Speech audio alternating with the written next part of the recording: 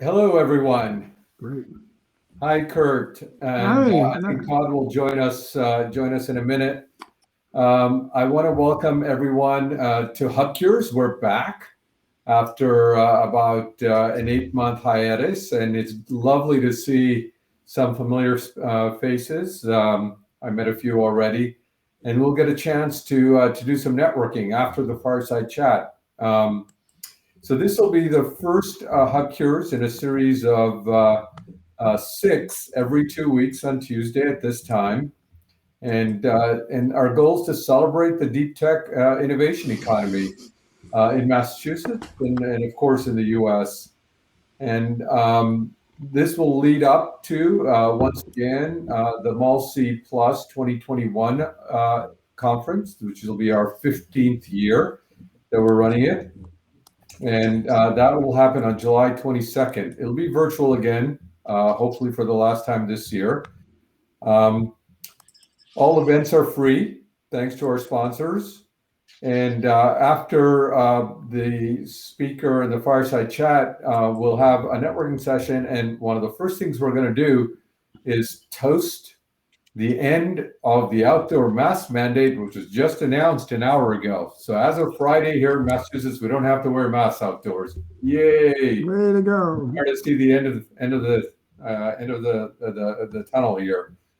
So with that, Todd, I'm going to hand it over to you, so you and Kurt can have a nice chat and tell us all about the practice of innovation and how it's going to impact particularly Massachusetts. There you go.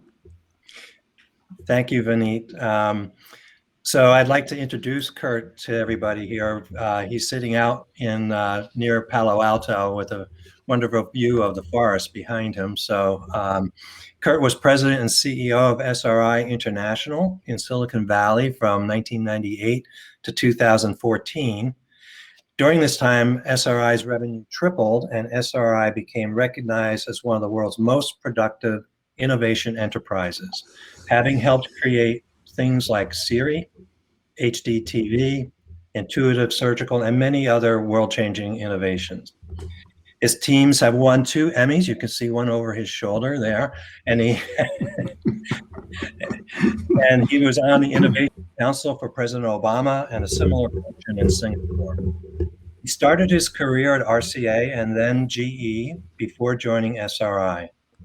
He also formed a management consulting group, The Practice of Innovation, to share with companies, governments, and universities what he's learned about innovation, education, and economic development. I'm a little biased. Kurt is a WPI grad and a WPI trustee now, and a professor at both WPI and Northeastern. So welcome, Kurt.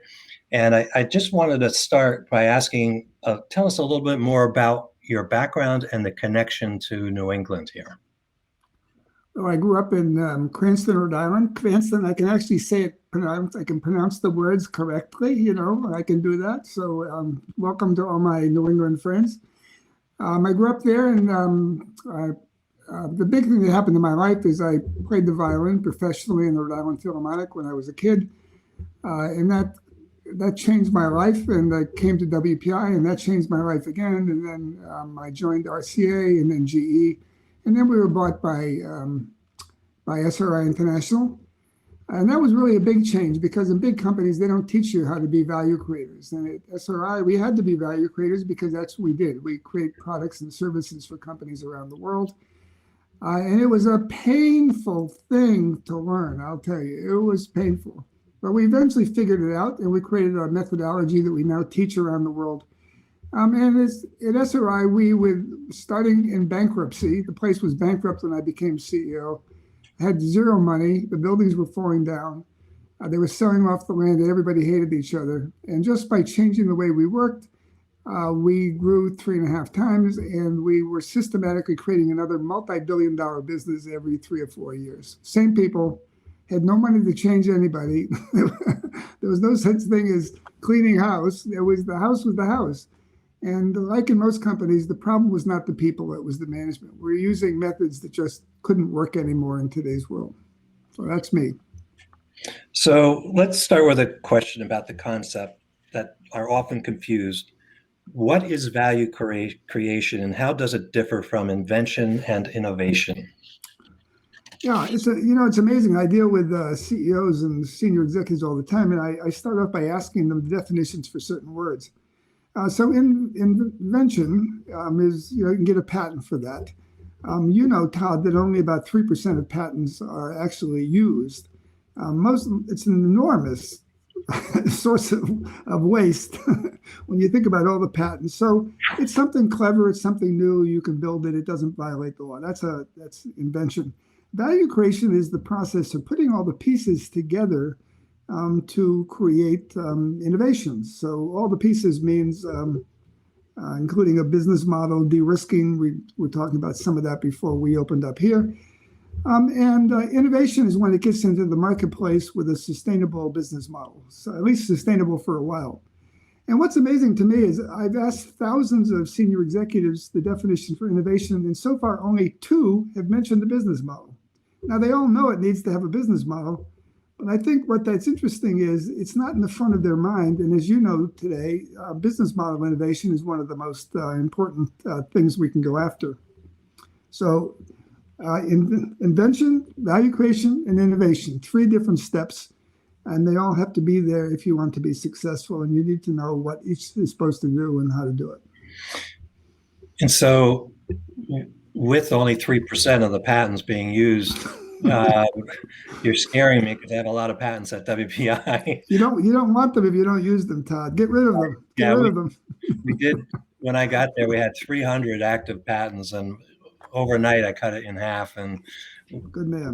40-50% of our patents are being used. So that we're trying to. Well, that's because you're teaching there, and you made me change my invention disclosure form. Well, if a patent doesn't have value in the marketplace, again, it's an invention, but it's a waste. Right. So tell us about the NABC, because those are the first 4 questions in our invention disclosure form.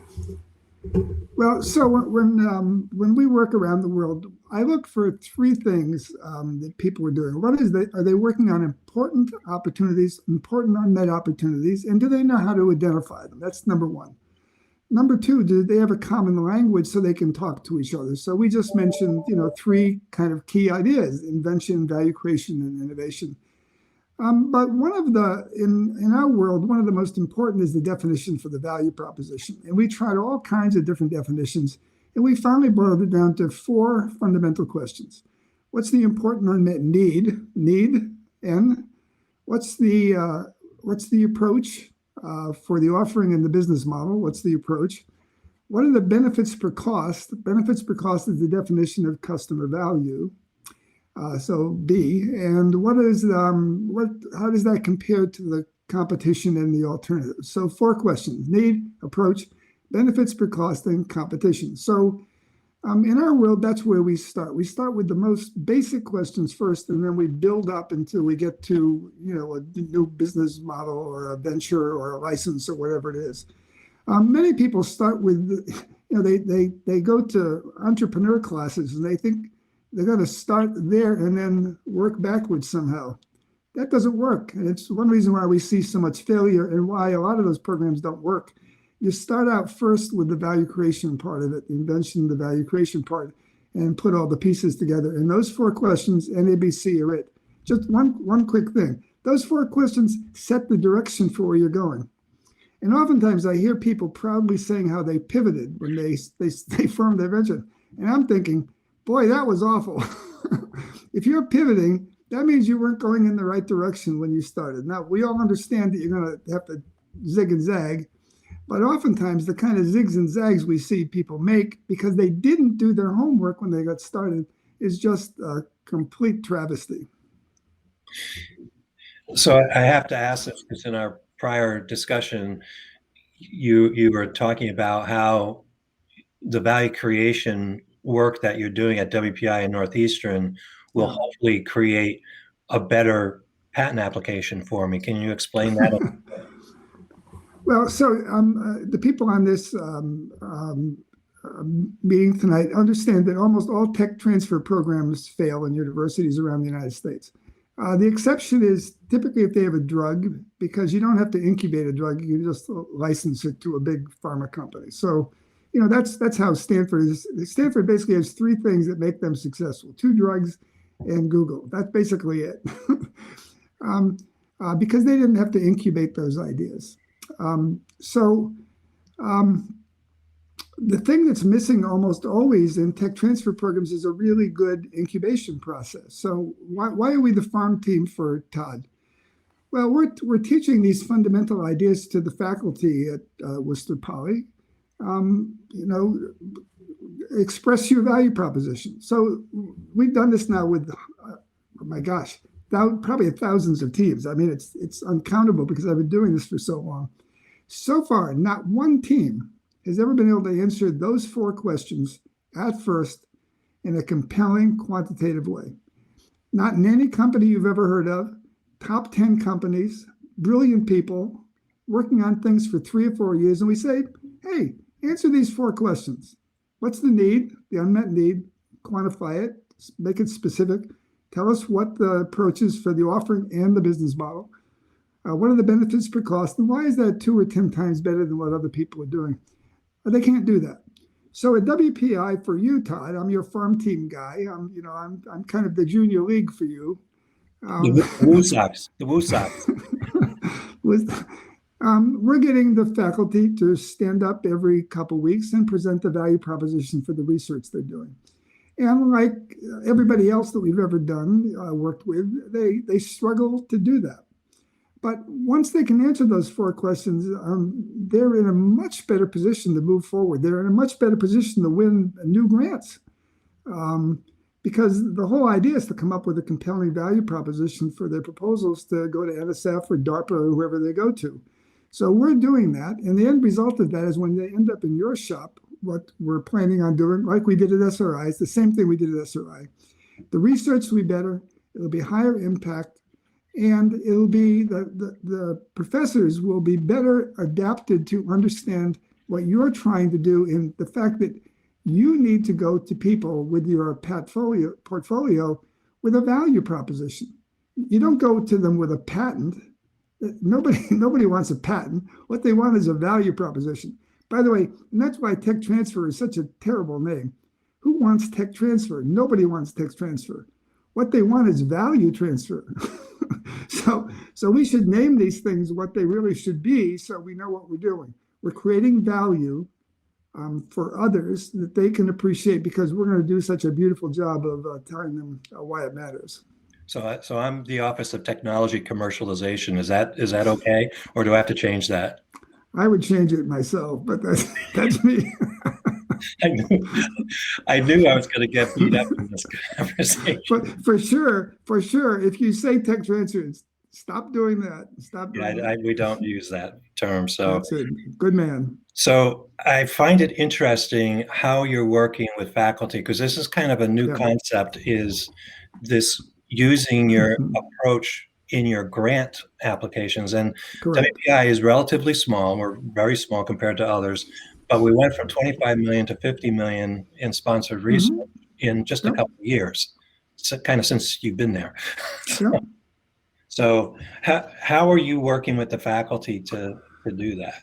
Well, so again, we focus on the fundamentals first. I mean, our methodology will take you up to a venture or anything else you want to do. That's what we did at SRI. We used, this method was how we started with the research people we had. But then we would, incubate different opportunities, licenses and ventures. And we were forming 2 or 3 new ventures every year, we were doing about $550 million of research. So we were, 10 times bigger than WPI. But nevertheless, the principles are all the same. It starts out with doing great research and with people who begin to understand the fundamentals of how you do that, how you work in teams, that kind of stuff. We taught all that stuff. So over time, they get better and they do better and they win grants faster. So the reason we're starting with the faculty that way is because what they're interested in is their research. That's if you have 100 professors, almost all of them, well, they're all focused on research. So you have to help them be better at that. And research is a form of value creation, after all. It's what it is. And so can you improve that? And the answer is you can improve that a lot. Then, of course, some of them will want to become innovators, let's say 1 out of 10. But we've also helped them position themselves so they can do a better job. And out of 100 people, maybe one professor wants to become an entrepreneur. It's pretty rare. So our whole attitude is don't start with the entrepreneurial stuff because most of the professors aren't interested in that. Start with the thing that is fundamental to their career. Help them do a better job at that. Help them to become innovators. And then, every once in a while, one of them will want to become an entrepreneur and leave the school to go do it. I would say the thing that has changed the game completely is the fact that we're now all on Zoom. Before, when we would do this in universities, it was really hard. Professors, they have a desperately hard job, and they don't have time. They don't have free time. And so if in our process, what we do is we teach them value creation. It can vary from 4 hours to 4 hours, 3 times or 4 times. It depends on how much they want. But let's say we do a workshop for 4 hours to give them the fundamental ideas. And then we have them come back every 2 weeks for an hour, and they continue the incubation process of their proposals. And it's the continuous nature of this, which is how they learn. You don't learn by going to a lecture or listening to someone speak, or you have to do it, you have to do it, you have to do it. So now that we're on the line, it's so much more efficient for the professor. They don't even have to go across campus. And for some of these programs, they're, with universities around the United States or the world. So how do you get together? You can't get together, by traveling. So we stick to the fundamentals. We start with the things that are concerned to the professors first, and then we can, tease out the ones who want to do more. And the fact that we can now get together for just an hour every 2 weeks is transformative. It's the doing and the doing that it's like, playing a musical instrument. If you don't practice it over and over and over again, you're not going to get to Carnegie Hall. And if you're trying to be an innovator, you want to go to Carnegie Hall. Yeah, I find it fascinating to do this approach on the grant process because I've been around a long time. Investigators don't think that way, and they don't. So no, they don't, Todd, until they see that they can be more successful. They can put together more successful grants. They can put together bigger grants. They can go after center grants, and then it's more efficient and effective.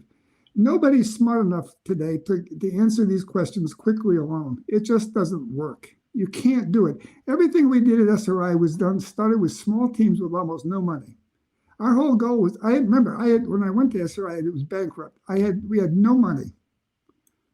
All we had was the ability to get people to work in a more productive way. And by doing that, we created hundreds of billions of dollars of new economic value with the same people who had been failing for 20 years. And by the way, submitting grants to the government. I think you may have answered this, but one of our participants sent in, how do we change the old school tech transfer offices so that promising value added creations have a better chance on goal? I think that's what you just have been going through, right?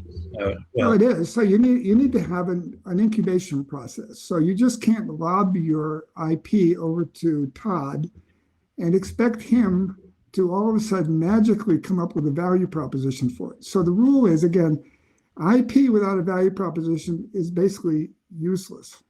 It has no value.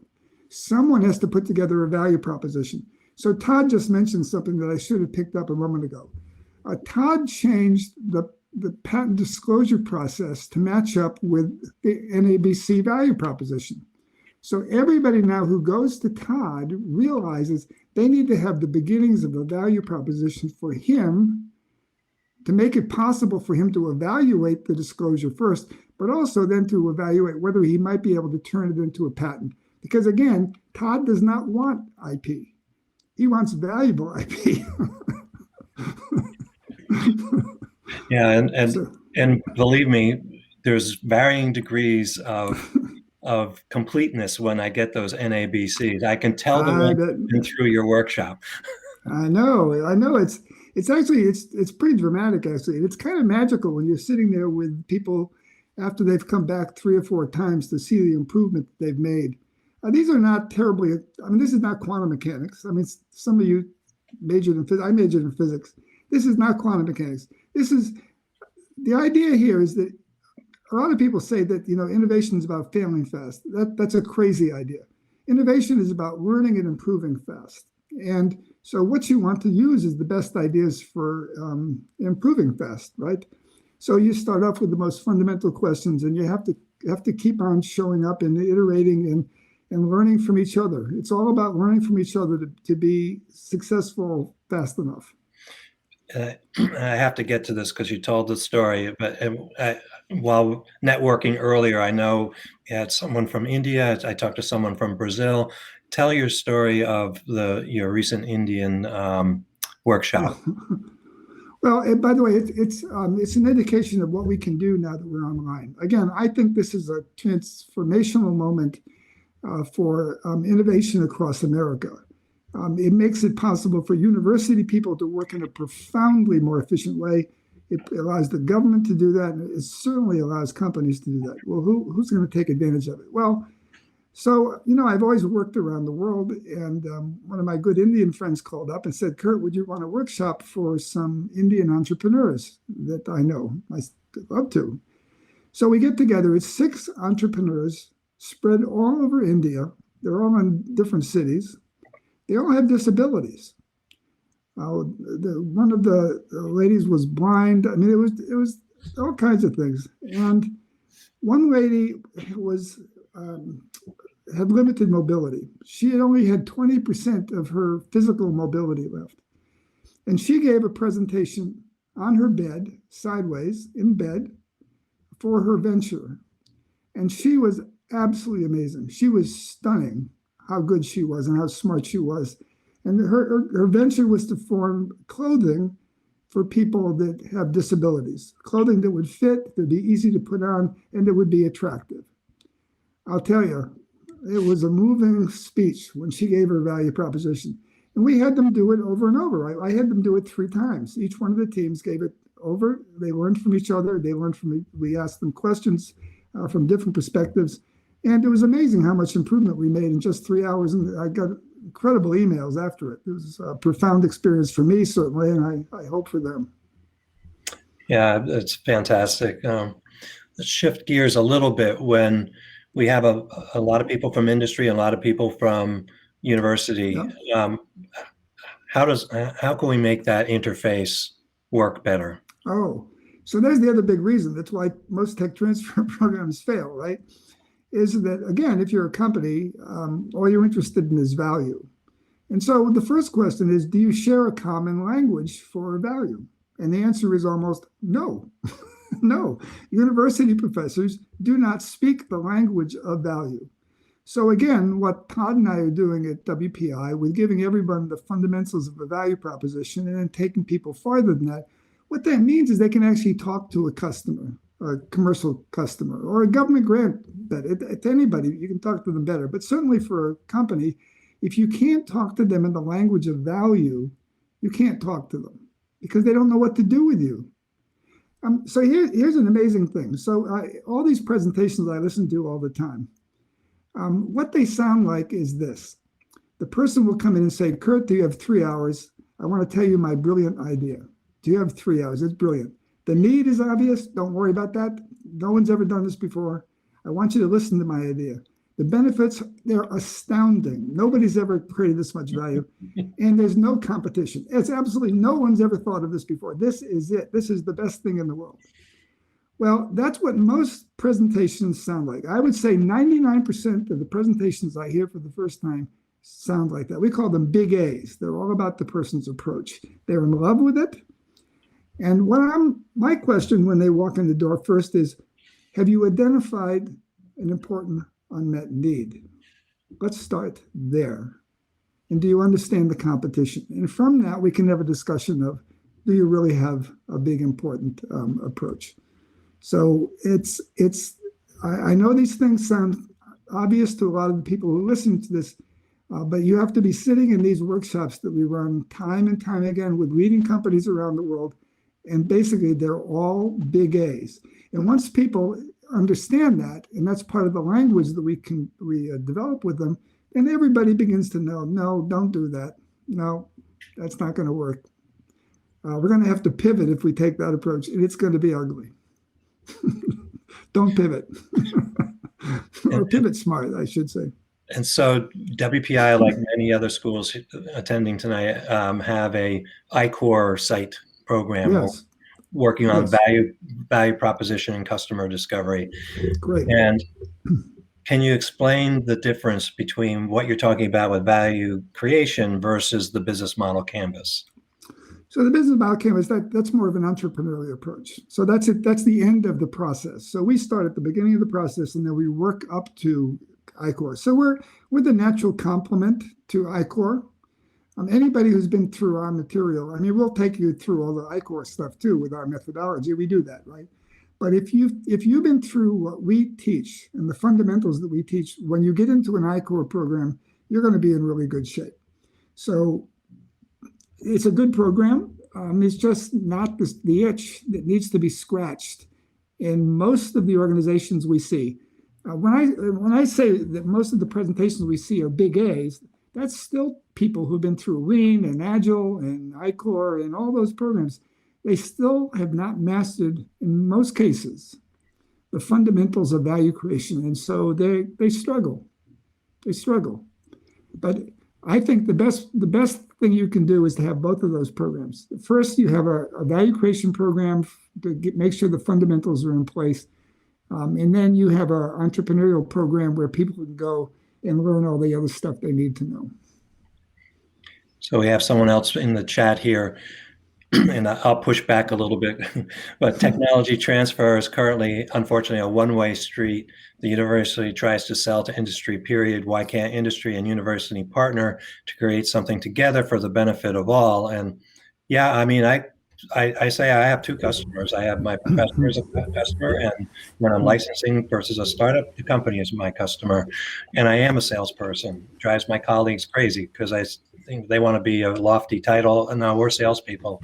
But at WPI, and I shouldn't be doing the talking here, but maybe you could describe the MQP process at WPI and the number of company interfaces that we do working together to benefit all. Well, so just on the bigger issue of that question, Todd, is the main reason that universities and industry have a hard time working together is they don't share that common language and those common values of creating value.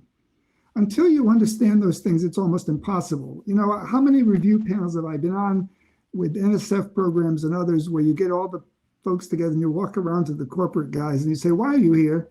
They say, well, you know, we have a great party every year and we get to see students that we want to hire. Are you really interested in the research? Well, something might happen, so that's a benefit too. But because they can't speak to each other properly, they can't work together. When we did Siri, we actually, if you count up all the partners we had over the time we developed it, we had about 30 partners. And because we could speak to the basic researchers, we could speak to the academics, we could speak to the companies. And so we were able actually to bring everybody together to solve that problem. By the way, we beat IBM by 7 years. This is crazy, right? Why? Because we actually could collaborate. We could collaborate really efficiently, and those big companies basically don't, because they set up barriers and they don't have a common language and framework. So at WPI, yes, we're a project-based university. We pioneered project-based education. And we send teams out to work with companies, and we put them through the rudiments of these kinds of ideas before they go out, so they're better positioned when they go out, and they know more about, you know, kind of the mental framework of people in the company. So Todd and I are working on how can we even enhance that even more now that we're again online. That opens up a whole new world of possibilities to work with companies. Just for example, imagine you have a student, they're going to work with a company. We can now hold an hour-and-a-half workshop with the company and with the students on value creation. So we both can be working together on the problem we want to talk about while we learn these fundamentals of value creation. That's a home run for everybody. That's a big home run. And again, because we're online, it's easy to do. It's a home run. Yeah, I'm amazed of the students coming into my office with their intellectual property. And I knew one went through you and your partner Len's process, and they came in with their value proposition, and they did the NABC was done perfectly. And I said, "Were you through?" Well, so here's the funny thing. Like with most things, when we do this with the students, and by the way, that's the other thing we're doing at WPI. We're now adding value creation to the student team projects. We're aspiring to be the first university in the world that gives a world-class STEM education, sending the kids globally to work to understand what it's like to work in a global economy. Team-based project solving to learn the fundamentals of collaboration and those sorts of things, but also to add value creation. Value creation is the job of all professionals. Every professional has the responsibility to create value, but how many professionals actually know how to do that? Again, having worked, doing this for all this time in hundreds and hundreds of companies, almost none. They have to learn it the hard way, which is how I learned it. And that is a painful way to do it. So at WPI, we want to integrate value creation into the entire program at the university with the researchers, with the students, with programs like Todd, great people like Todd, where we can integrate these things into the fabric so that everybody's thinking about how do we solve problems in a way that matters to people? I mean, isn't that our job? Isn't our job to not just solve problems? We're not just want to do student projects. That's not the goal. The goal is to do student projects that matter. And that means you're a value creator. And if you know how to do that, it's a lifelong skill. It's the most valuable skill you can have as a professional because it's the only skill that becomes more valuable over your career. It's the ticket to lifelong employment. So Vineet is reading my mind because I was going to ask, about your efforts at Northeastern, but he added in, so, how do you see the difference in faculty around research commercialization at WPI and Northeastern compared to Stanford? Faculty pretty much are all the same.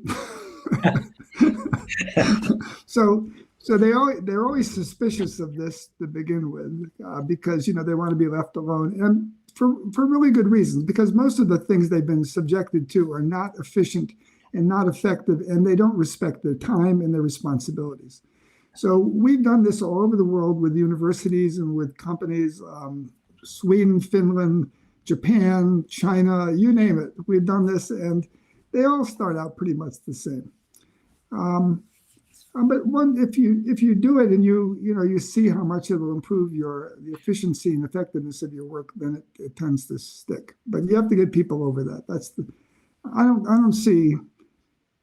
By the way, again, it's never about the people, the opportunities, or the money. It's all about the way they work together and how terrible it is today. So, drilling a little more, are you doing something different at Northeastern because they're much different? With 11 campuses or whatever number of campuses around the world now and so forth. Yes. Well, the one thing we're doing, so we're teaching the faculty. We're doing the same thing there. We're not teaching students. That's the big difference between Northeastern and WPI. WPI, after all, is a project-based university, so we can do it. If you're not a project-based university the way we are, it's a little harder.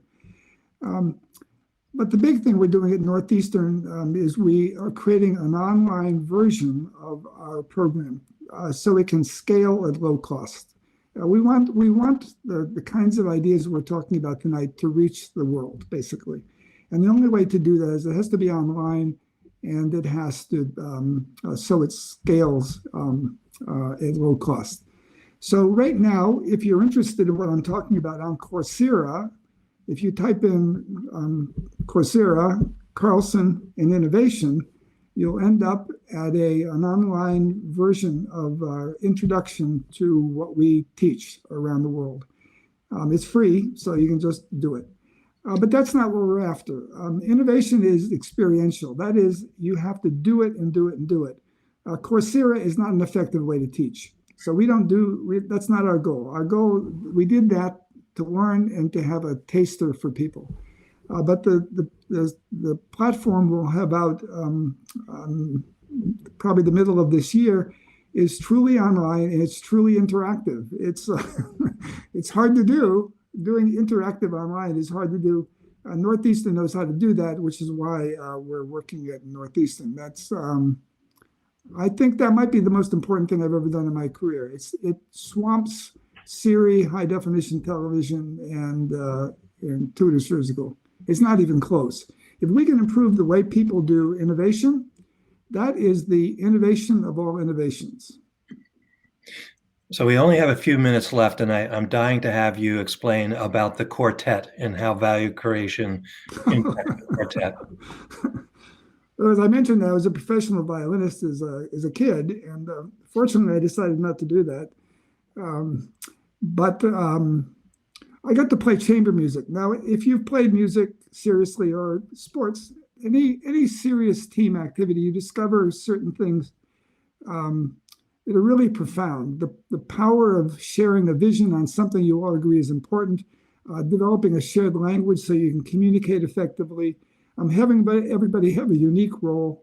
When you do something like that and it all comes together after practicing, for weeks or months or years, it's like magic. It just feels tremendous. So that was that was my first introduction to basically team-based kind of collaboration like this. And it became my metaphor for how to do value creation. So that led to my study of what's called active learning. And it turns out that active learning is the science of how people learn and improve the best. And it turns out that music, surprise, surprise, given the fact it's been around so long, has discovered how to do that. So that was my metaphor and the basis for the methodology we now teach. It's the only methodology in the world right now that's based 100% on active learning principles. And I think it's one reason why it's so effective. It's not that complicated, it's fundamental, and it goes right down the line. If somebody's interested in this, you can send me an email. I'll be happy to discuss it with you. It's a really big idea. It's a really big idea for education. And it's why, by the way, at Northeastern, we insisted that our program be experiential, because if it's not experiential, it's not active learning, it's not real learning. It doesn't work. So probably more than you wanted to know, Todd. No, that's great. I love it. Go to Curt's website and read the whole article. Yeah. By the way, on Coursera, I'm on LinkedIn. If you're interested for more, I do YouTube videos. I got a whole bunch of them up. So, and please respond, ask questions. If you think I'm messing up something, please let me know. It'd be wonderful to have a discussion with you. So one last quick one is, how does industry effectively approach academia to understand issues that we are trying to solve through innovation? So flipping it around, how does industry, get academia engaged?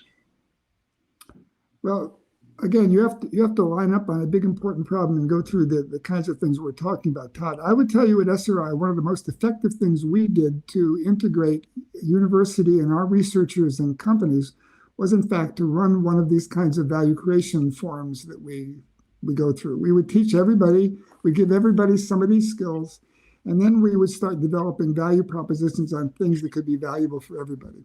That is a really powerful thing. Again, it solves the basic problem of tech transfer. That word again, just so everybody knows. That kind of interaction focused on solving a real problem is what's missing. If that is not there, it can't work. I mean, just forget about it. It's not going to work. If you're not working together collaboratively over an extended period of time to develop a real value proposition, basically, I mean, you can get lucky, 1 in 1,000 times, but systematically, you will not be successful.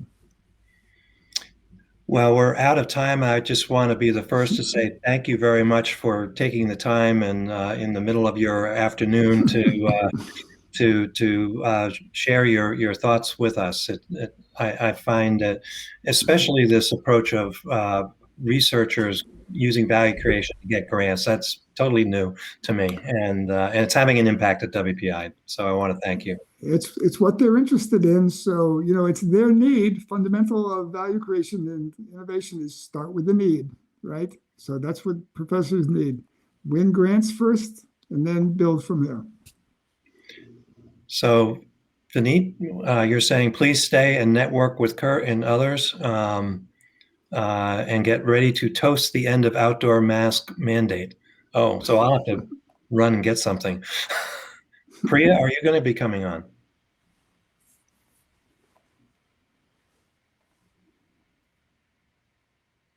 Just so happen to know.